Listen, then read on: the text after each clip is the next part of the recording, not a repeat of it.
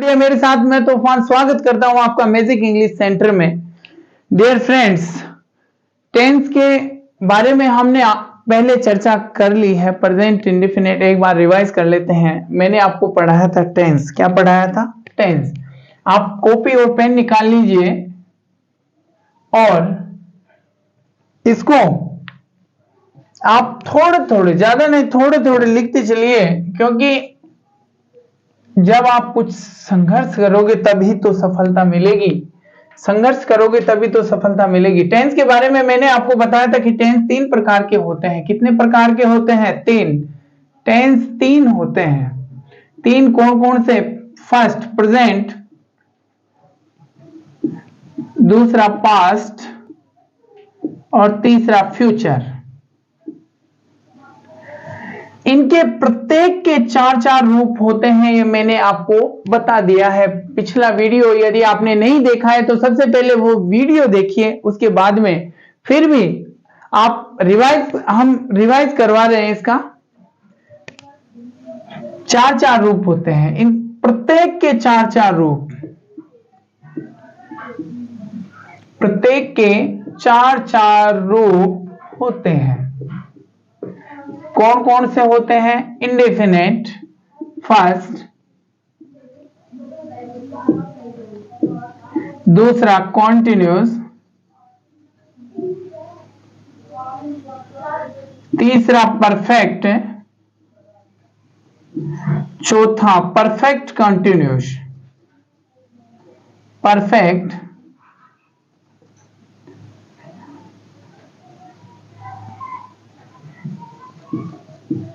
Continuous.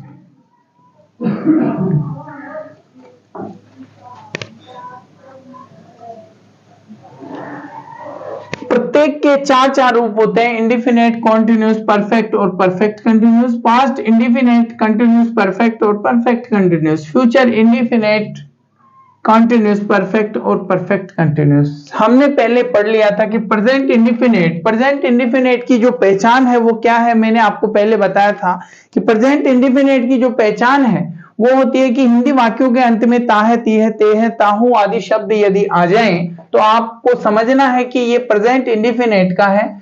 यदि इसके कुछ एक मैंने आपको सिंपल भाषा में इसके नियम बताए थे कि यदि आई वी यू करता, आई वी यू दे बहुवचन करता हो तो उसके साथ में आपको मेन वर्ब की फर्स्ट फॉर्म के साथ एस और एस लगाना ही नहीं है। यदि आई, ही, सी, इट एक वचन करता हो तो उसके साथ आपको एस और एस लगाना है। मैंने कहा था लगाना कहां है?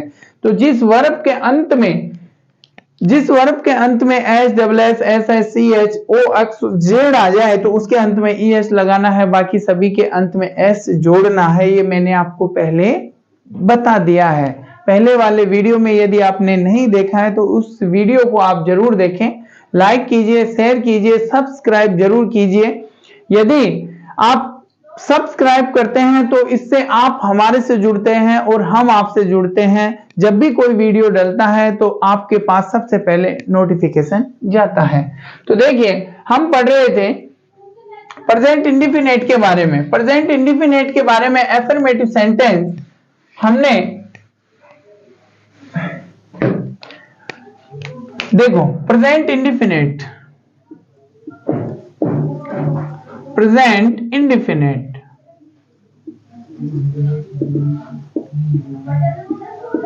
प्रेजेंट इंडेफिनिट के बारे में मैंने आपको बताया था। जब इसका नेगेटिव इंट्रोगेटिव और इंट्रोगेटिव नेगेटिव सेंटेंस बनाते हैं उसको कुछ एक मैंने आपको बातें बताई थी जो आपको यादें रखनी है। देखो, नेगेटिव सेंटेंस बनाने के लिए कुछ एक बातें याद रखनी है आपको। कौन कौन सी है? फर्स्ट बात यह है कि यदि कर्ता ही, सी, इट या कोई सिंगुलर सब्जेक्ट हो,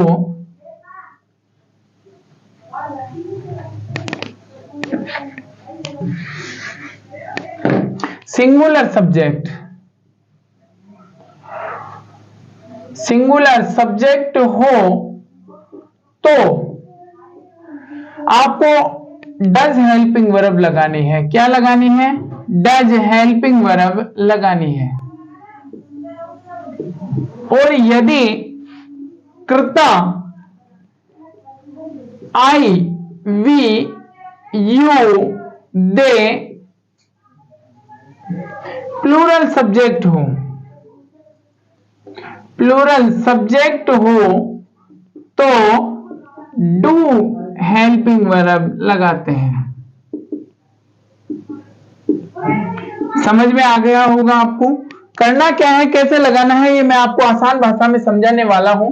जैसे आगे देखो, हेल्पिंग वर्ब के बाद में आपको नोट लगाना है, एचवी के बाद आपको नोट लगाना है, बाद नोट लगाना है,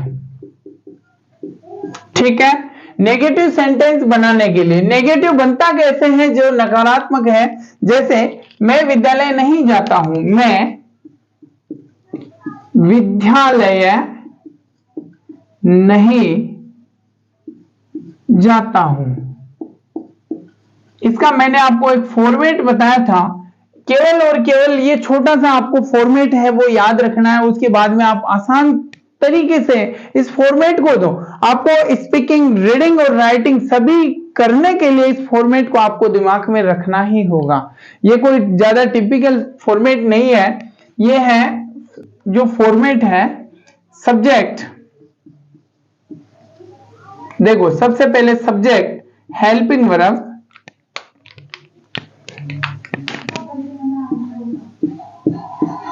उसके बाद में नोट लगाना है, फिर मेन वर्ब की फर्स्ट फॉर्म प्लस ऑब्जेक्ट, और उसके बाद में कुछ बच जाए तो वो अदर, ठीक है। जैसे मैं विद्यालय नहीं जाता हूं, मैं, तो मैं की अब आपको ध्यान से देखना है कि मैं कहां है, ये रहा, तो मैं सब्जेक्ट है, सब्जेक्ट, इसमें कार्य को करने वाला कौन है, कार्य को करने वाला है मैं मतलब कार्य को कर रहा हूं, तो मैं की अंग्रेजी होती है आई, मैं की अंग्रेजी इंग्लिश क्या होती है, आई। तो देखो आई, ये फॉर्मेट जैसे जैसे कह रहा है आपको वैसे वैसे आपको रखते जाना है। अंग्रेज इंग्लिश के अंदर ये फॉर्मेट आपको याद रखना ही है। नेगेटिव सेंटेंस के लिए, किसके लिए, नेगेटिव सेंटेंस के लिए ये फॉर्मेट आपको याद रखना है। देखो इसके बाद में हेल्पिंग वर्ब, आपको दिमाग बिल्कुल भी लगाने की जरूरत नहीं है। मैंने लिखा है आई के साथ डू हेल्पिंग वर्ब लगाते हैं, तो यहां लिखो डू, उसके बाद में नोट, ऐसे के ऐसे उतार दो, I do not. Main verb, main verb है जाना, और जाना की अंग्रेजी होती है गो, बस मेन वर्ब की फर्स्ट फॉर्म। फिर ऑब्जेक्ट, ऑब्जेक्ट है विद्यालय, तो स्कूल। अब एक स्थान से दूसरे स्थान पर जाने के लिए जब क्रिया होती है तो टू प्रीपोजिशन लगाते हैं। एक स्थान से दूसरे स्थान पर जब भी हम जाते हैं तो एक स्थान से दूसरे स्थान पर क्रिया करने के लिए टू का प्रयोग किया जाता है। तो देखो मैं विद्यालय नहीं जाता हूं,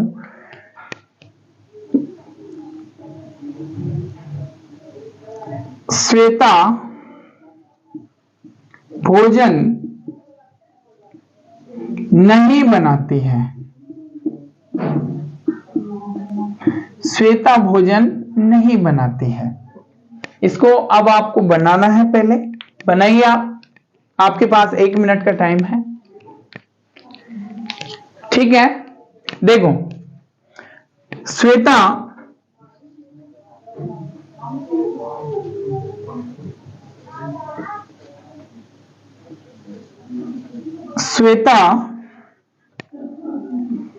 सब्जेक्ट हो गया, हेल्पिंग वर्ब एक वचन है, ध्यान से देखो मैंने लिखा है सिंगुलर सब्जेक्ट, ये होता है एक वचन, क्या होता है, एक वचन।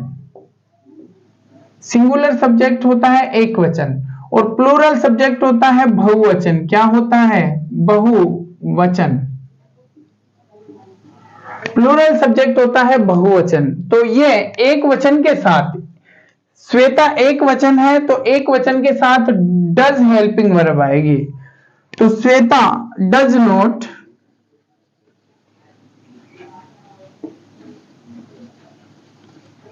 हेल्पिंग वर्ब के बाद में नोट उतार दिया, फिर मेन वर्ब बनाना,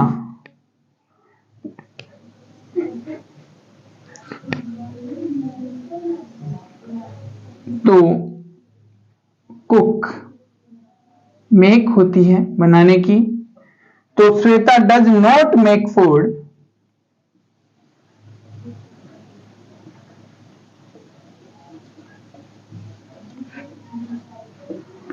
फूड।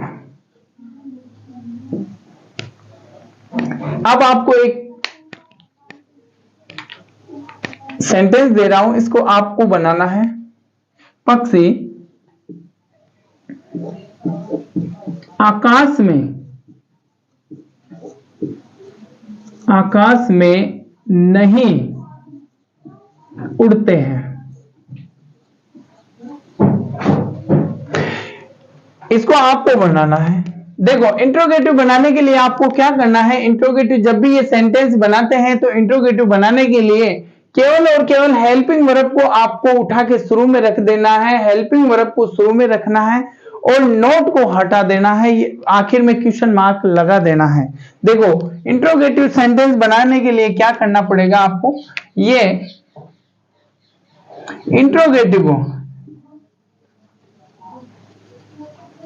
इंट्रोगेटिव जब भी आप बनाओगे तो हेल्पिंग वर्ब को एचवी को शुरू में रखो, शुरू में लगाना।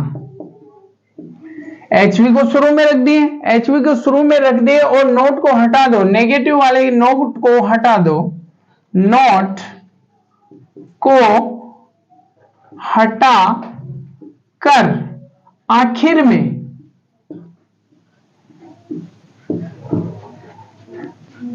क्वेश्चन मार्क लगाना।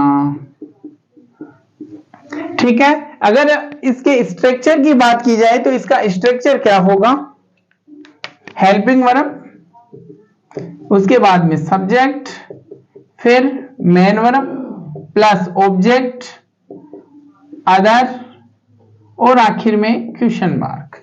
ये इसका स्ट्रक्चर हो गया। तो जैसे क्या मैं विद्यालय जाता हूं, जी हां, देखो इसी का बना लेते हैं, क्या मैं विद्यालय जाता हूं।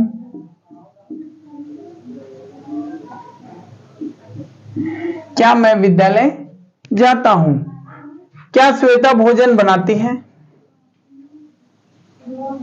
क्या श्वेता भोजन बनाती है। तो दोनों को कैसे बनाएंगे, सबसे पहले आप खुद प्रैक्टिस करोगे कि इनको बनाते कैसे हैं, उसके बाद में अगर आपका सही है तो आप सही का निशान लगाएंगे, अगर गलत है तो क्या गलती हुई है इसको भी आप ध्यान से देखेंगे। हेल्पिंग वर्ब, अब देखो मैं बहुवचन है, मैं के साथ हेल्पिंग वर्ब क्या आएगी, डू, तो डू को आपको शुरू में रखना है। वापस से समझेंगे, वंस अगेन, मैं सब्जेक्ट की अंग्रेजी होती है आई के साथ हेल्पिंग वर्ब आएगी डू, तो डू को आपको शुरू में रखना है। समझ में आ गया होगा आपके, डू, फिर सब्जेक्ट है आई, उसके बाद में मेन वर्ब है जाना। मेन वर्ब के बारे में मैंने आपको पहले भी बताया, वंस अगेन, कि जो भी करता होता है वो क्रिया करता है, जो भी करता होता है, जिससे इसमें श्वेता है ये करता है, इसमें पक्षी है तो उड़ने का काम कर रहे हैं, इसमें मैं जाने का काम कर, जो भी बॉडी से हलचल होती है वो क्रिया होती है। तो देखो इसके बाद में आई, डू के बाद में जो करता है आई, उसके बाद में मेन वर्ब जाना गो, सिर्फ मेन वर्ब की फर्स्ट फॉर्म आएगी, उसके बाद में ऑब्जेक्ट विद्यालय, मैंने बताया आपको एक ही स्थान से दूसरे स्थान पर जाने के लिए टू का प्रयोग इसमें किया जाता है, गो टू स्कूल, और आखिर में क्वेश्चन मार्क। आ गया होगा आपके समझ में। देखो इसमें श्वेता एक वचन है, यहां लिखा हुआ है ही सी इट सिंगुलर सब्जेक्ट के साथ डज, तो यहां देखो स्ट्रक्चर में हेल्पिंग वर्ब शुरू में है तो हेल्पिंग वर्ब आएगी डज। कैसे आई, श्वेता एक वचन है, एक वचन के साथ डज आएगी। स्ट्रक्चर में देखो सबसे पहले हेल्पिंग वर्ब है, तो हेल्पिंग वर्ब हम उतार देंगे, तो डज आ जाएगी। डज के बाद में सब्जेक्ट आ जाएगा श्वेता, श्वेता।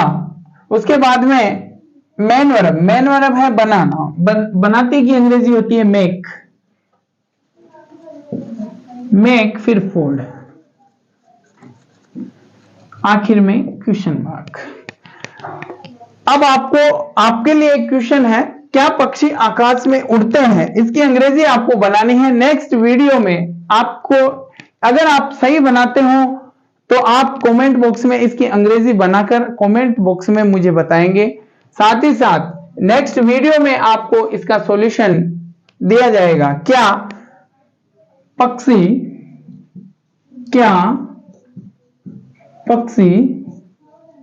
आकाश में उड़ते हैं? इसको समझना, पक्षी एक वचन है, बहुवचन है, इसका आपको पता लगाना है। उसके बाद में